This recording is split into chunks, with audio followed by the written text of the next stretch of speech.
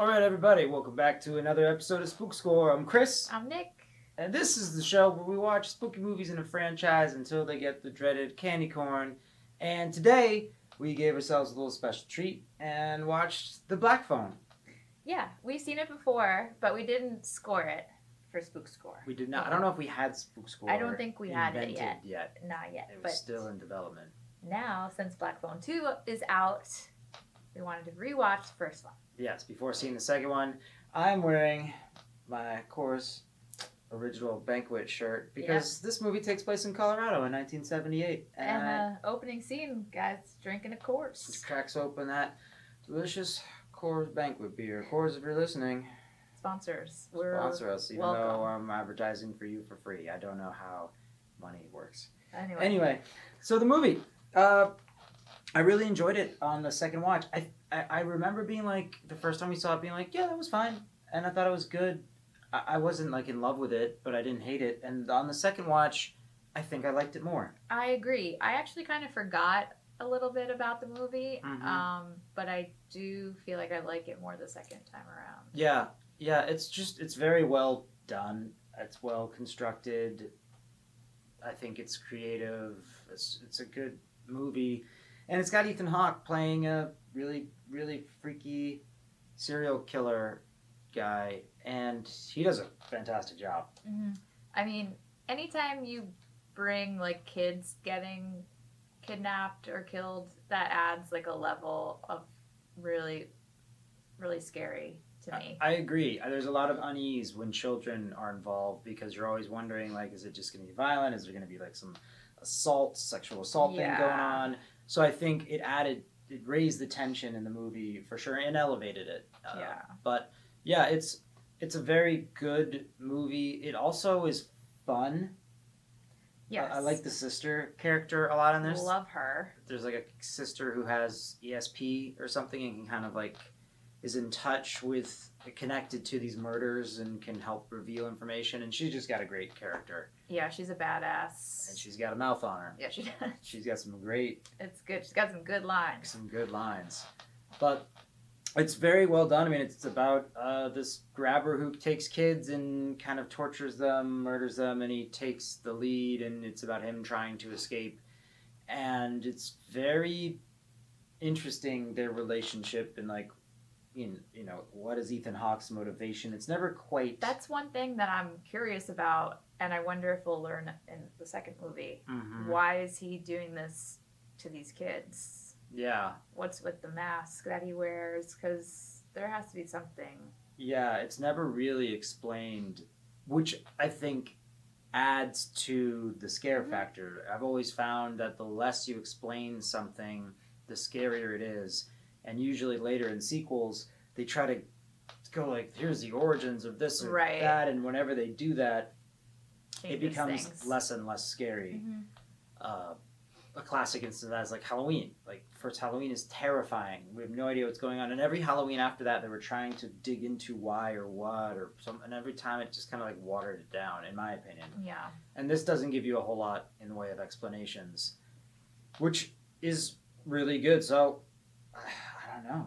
And Ethan Hawke's freaky. He's creepy in this movie. He's very, very creepy. Good job.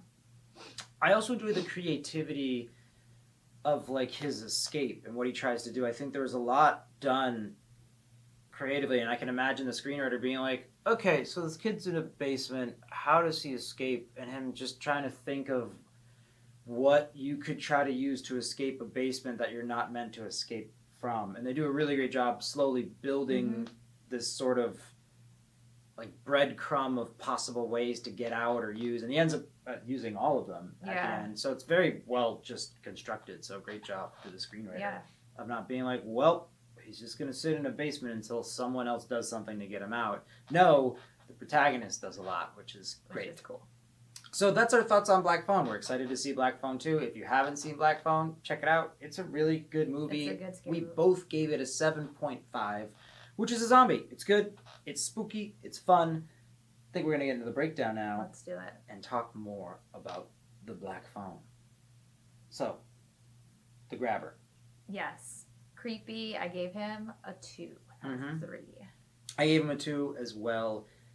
I think even though it's just a guy, That's okay. that's okay.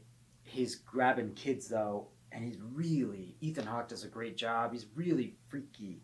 I think the whole like scenario of his black van, he's got these balloons, the way he's like getting the kids there, it's just a very scary character. Yeah, and he has this mask that it always it changes. It changes, and he's got different parts of it on at different times for reasons you don't really understand. So one has like a big smile, and he's not going to hurt the kids when he's wearing that one. But when he's sitting up in the chair waiting for them, it has a frown. Sometimes they have horns, sometimes they don't. I don't really know what that's. Sometimes he wears half of it, sometimes he doesn't. doesn't. I'm not sure about that, but there's different expressions to these masks. Again, not explained. And Ethan Hawke does a fantastic job because there are points in time where you almost believe that this guy is not going to hurt the kid, and if the kid just does what he asks, he won't hurt him. So you have this weird sort of Stockholm syndrome thing where you're like, maybe if I just go along with what this guy wants, he'll let me live or let me go. Yeah, it's very interesting and kind of freaky. So a good monster. Yeah. The kills. We don't actually see too many kills. Obviously, he kills a few of the kids that he's captured. But I think I just gave it a 1.5. I gave it a 1 because there just aren't that many. Yeah. There aren't that many kills. It's all kind of done practically compared to other horror movies where you have these extravagant kind of creative kills. This movie doesn't really have that. So it got a 1 just out of a technicality. Scary, though. I did find this movie very creepy. I gave it a 2. I did too. Yeah, again, the kids factor in not knowing where or what anyone needs to do to get out of this or how they're going to get out of this. And again, Ethan Hawke's performance. You're constantly in this state of, I don't know what's really going to happen next. There's also a sense of, like, there's not a lot of time that we have for, like, the sister to try to figure out where he is, right? Like, she's stressed because she's seeing some visions that kind of help give her clues, but then you're like, oh my God, is she going to help him in time? Is he going to make it? Yeah, there's a ticking clock in this for sure. And we don't even know how long he has, which I think, again, adds to the fear factor of when might they run out of time. So, yeah, a very good, high-tension, scary thriller horror movie. Yep. And then as a movie, I gave it a 2.5. It's a very good movie. All the characters are well developed. All the relationships are built out. It's shot beautifully. Performances are all good. The logic of it is sound. It's a very good movie. It is. I gave it a 2. I do think it's ironic that the brother is trying to investigate these murders that are happening, and it's literally happening like in the house that he's staying at. Yeah. I did find that funny. Like, hello! Stop doing so much coke and like actually look around your house. Good luck with that. But it's a very, very good movie. And I think it accomplishes everything it sets out to do. And it's very self-contained.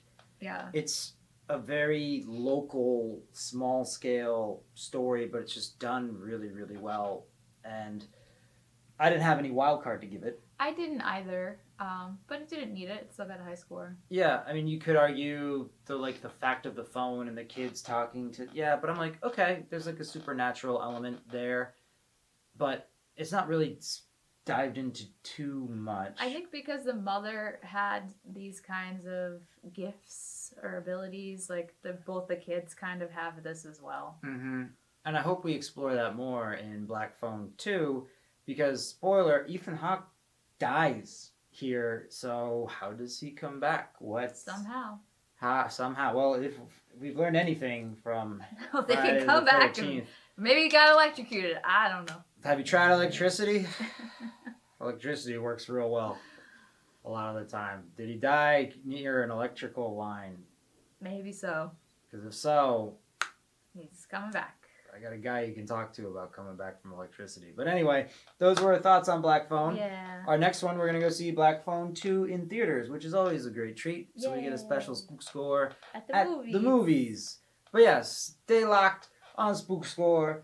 Check us out. Sound off in the comments. Let us know your questions. Let us know your thoughts. We'd love to, at some point, field people's questions on any of the movies we've reviewed or movies that we've scored that you have opinions on. So, yeah, feel free to send those out and we can respond to them, well, obviously in the comments. Engage. But we'd love to actually respond to those questions live as well. So, yeah, stay tuned for more Spook Score.